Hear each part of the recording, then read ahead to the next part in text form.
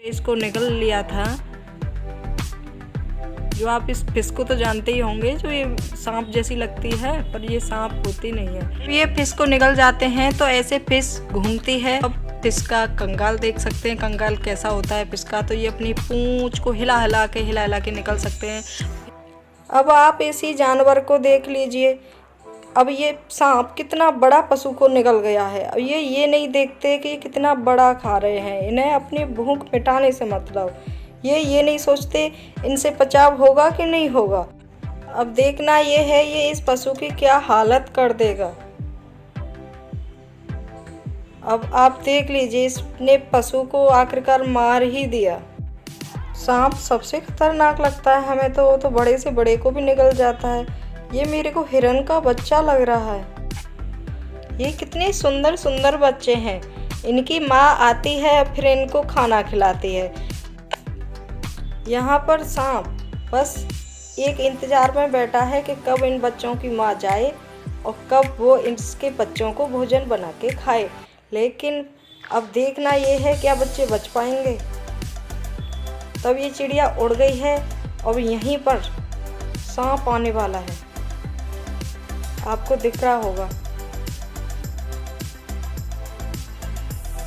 खाना चाह रहा है सांप। तभी बच्चों की माँ आ जाती है और अपने बच्चों को बचा लेती है। आखिरकार नन्ही सी चिड़िया ने अपने बच्चों को बचा ही लिया। तो चलिए बढ़ते हैं वीडियो में आगे, मेरे साथ लास्ट तक बने रहिएगा। यहाँ पर आप देख सकते हैं एक बाघ ने भालू को पकड़ लिया है। अब देखना ये है कि अब ये भालू अपनी जान कैसे बचाएगा।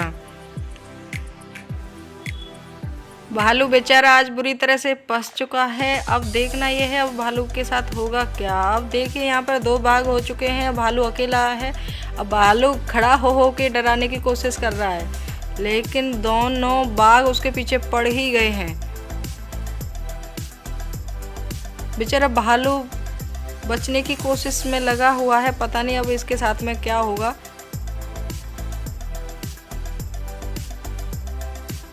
अब देखिए भालू पानी में भी चला गया, ये पानी में भी पीछे पड़ गए बाघ। भालू अंदर जा ही रहा है, पानी के अंदर चलता ही जा रहा है पानी के अंदर भालू, लेकिन ये दोनों के दोनों बाघ उसका पीछा नहीं छोड़ रहे।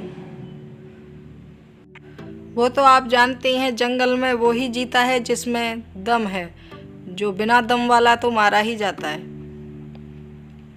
भालू के पीछा ये दोनों के दोनों कर रहे हैं बाघ। अब पता नहीं इसके साथ में क्या होगा।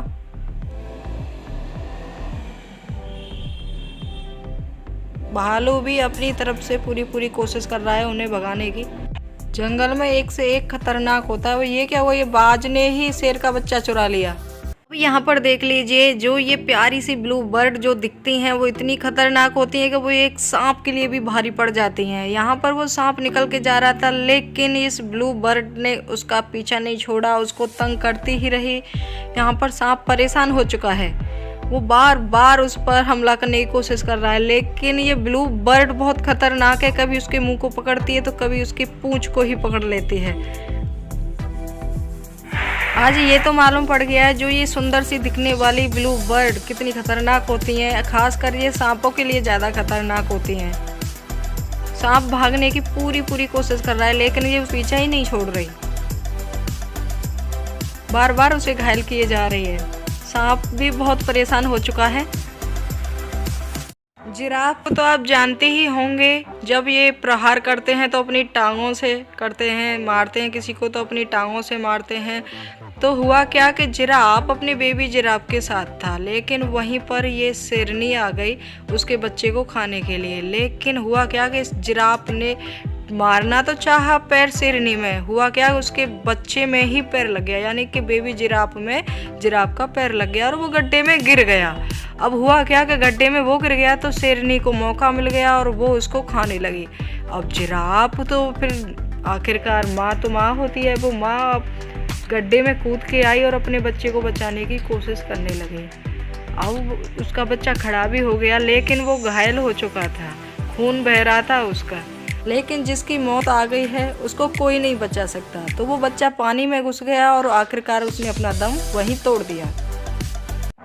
अब आप इनको देख लीजिए, ये कुछ भी खा जाते हैं। भूख में होते हैं तो ये वक्त कुछ भी खा जाते हैं, लेकिन ये भूल जाते हैं कि जो ये पूरा का पूरा निगल जाते हैं तो वो बाहर आ सकता है कि नहीं। जब ये कुछ भी अंदर निगल जाते हैं तो वो अगर कीड़ा निकलना चाहे तो इसे पूंछ के रास्ते से छेद करके निकल सकता है। जैसे कि अब आप इस पिक्चर्स को देख ही रहे होंगे, इसने पूरे के पूरे इसको निगल लिया था।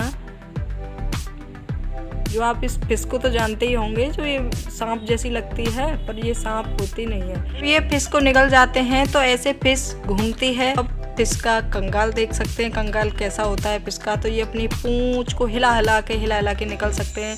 फिश कई तरीक़ा की होती हैं, कई प्रकार की फिश पाई जाती हैं समुद्र में।